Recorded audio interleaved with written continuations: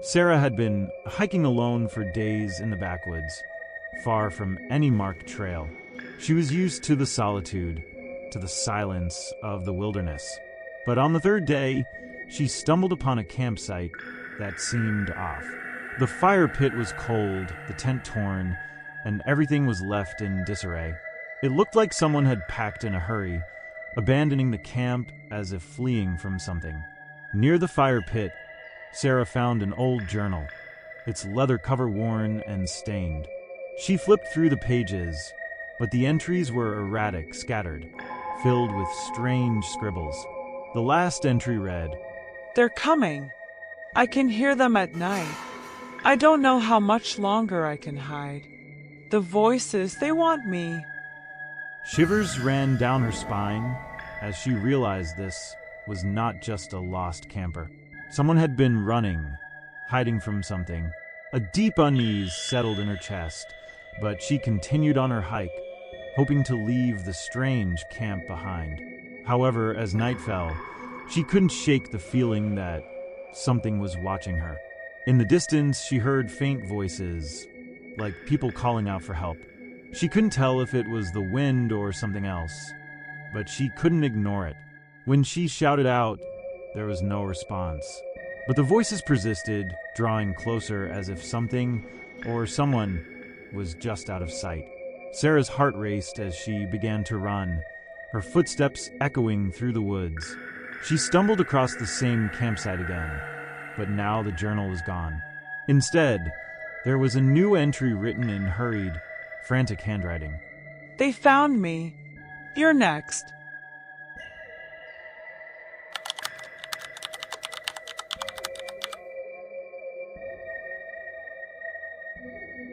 For friends, Mark, Sophie, Jared, and Lily had always dreamed of escaping the chaos of city life for a peaceful camping trip. They chose a remote spot deep in the forest, nestled near a thicket of towering pines. The area seemed perfect, quiet, untouched, and surrounded by nothing but nature. As the evening settled in, they set up their tents and built a roaring campfire, the crackling flames casting flickering shadows on the forest floor. The night sky stretched out above them, clear and filled with stars. But as the warmth of the fire began to soothe their nerves, an unsettling sound crept into the air. It wasn't the usual hum of insects or the rustling of animals, but a soft, almost imperceptible whispering, like faint voices carried on the wind. At first, they brushed it off, attributing it to the wind or their own overactive imaginations. But as the whispers grew louder, the group began to feel uneasy. The voices seemed to be calling their names, softly at first, then louder and more insistent, echoing from every direction. Sophie, already on edge, stood up and peered into the dark woods, her heart racing. "Did you hear that?" She asked. "Stop freaking out, it is just a wind." Jared replied, trying to laugh it off. But as the minutes passed, the whispers became clearer, more distinct. They weren't just random words. They were personal, calling each of their names in an eerie sing-song manner. Mark, usually the bravest of the group, suddenly felt a cold chill run down his spine. "Okay, this isn't funny anymore," he said, voice trembling. They tried to ignore it, but the whispering intensified. It was now impossible to tell where it was coming from. The trees swayed, creaking unnaturally, as though they were alive, and with every gust of wind, the whispers seemed to get closer, surrounding them. Suddenly, Lily screamed. She pointed toward the tree line, where a dark shape had appeared, shifting with the shadows. It was tall, too tall to be an animal, and it seemed to be watching them from the darkness. Panic set in as the group scrambled to their feet, their hearts pounding. They turned toward their campsite, desperate to pack up and leave, but their car wouldn't start.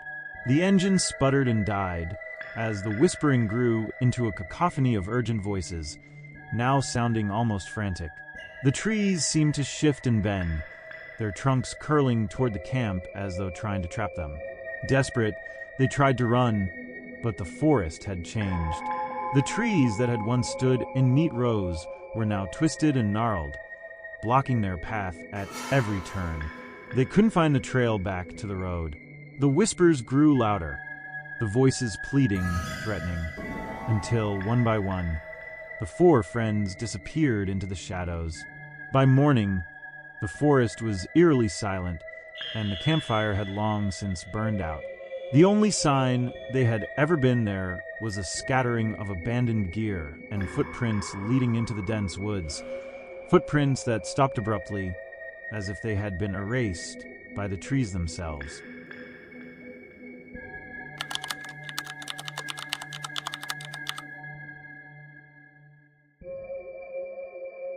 Jake and Emily, seasoned hikers, decided to go off the beaten path for a weekend getaway. They found a secluded spot by a small stream in a dense forest, a place that few people had ventured to.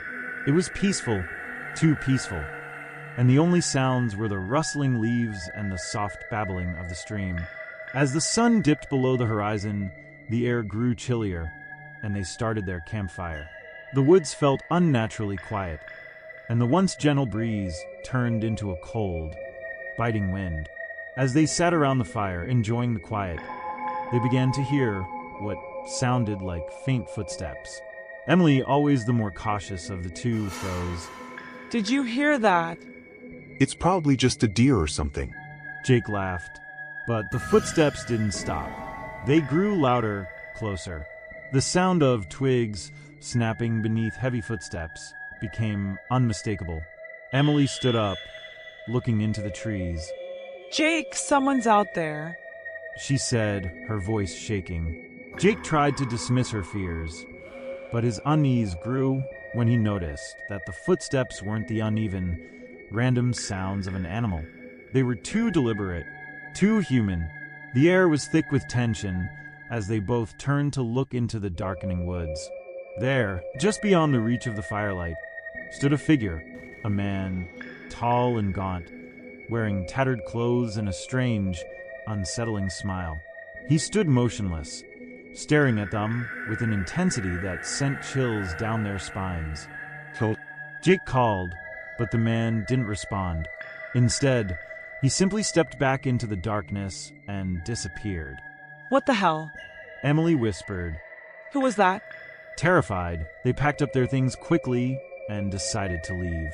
But as they made their way toward the trail, they realized something horrifying. The man was following them. No matter how fast they moved, no matter how many turns they took, he was always just a few paces behind them, never speaking, never breaking his silence. As the hours dragged on, Emily and Jake's panic grew. The forest around them seemed endless. They'd crossed the same stretch of trail over and over, but it was impossible to find the way out. Finally, when they thought they had reached their car, they turned around, and the man was standing right behind them, his face twisted in a grotesque smile. In his hand, he held an old, rusted knife. They ran, terrified, but when they reached the nearest town, they learned that a man had been living in those woods for years, lurking in the shadows and stalking campers. He had never been caught, and no one had seen him since.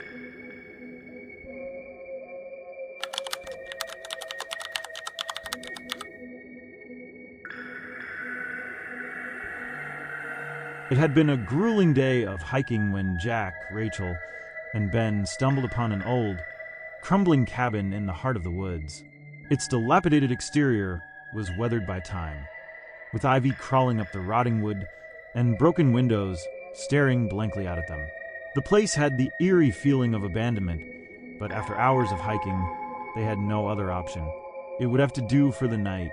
As they ventured inside, the air was stale, thick with dust and the scent of decay. The floorboards creaked underfoot, and there were strange, dark stains on the walls, as though the cabin had once been home to someone unnatural. They made a fire in the old fireplace and sat down to rest, telling ghost stories to pass the time. It was only when the sun had completely set that the true oddities began. From above them came a soft sound, like the dragging of furniture, followed by slow, deliberate footsteps. Jack stood up, feeling the hairs on the back of his neck prickle. Did you hear that? He asked, his voice shaky. Rachel and Ben exchanged nervous glances, but before they could respond, the noises upstairs intensified. A faint knocking followed by what sounded like someone dragging themselves across the floor. Curiosity got the best of them.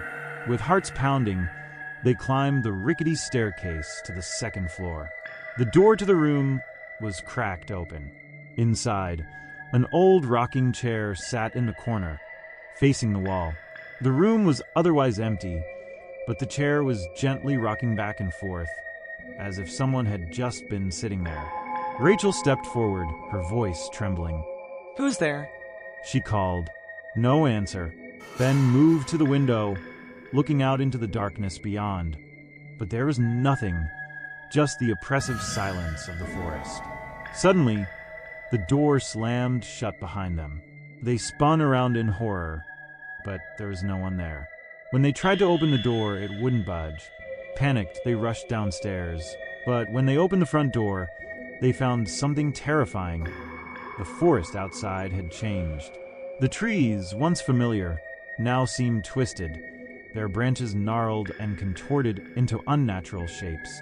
The path that had once led to the trailhead was gone, swallowed by the dark woods. They were trapped.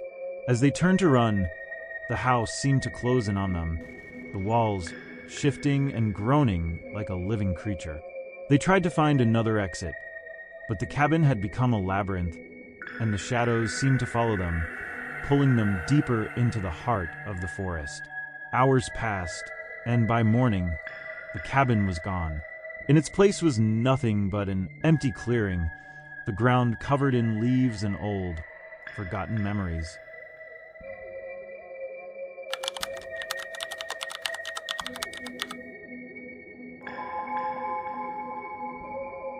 Ryan, Mark, and Kelly were well into their hike, deep in the heart of the wilderness, when they found the perfect spot by a serene lake.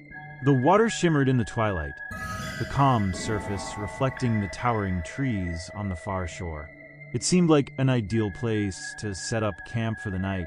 As they gathered around the campfire, they began to tell stories and jokes to pass the time.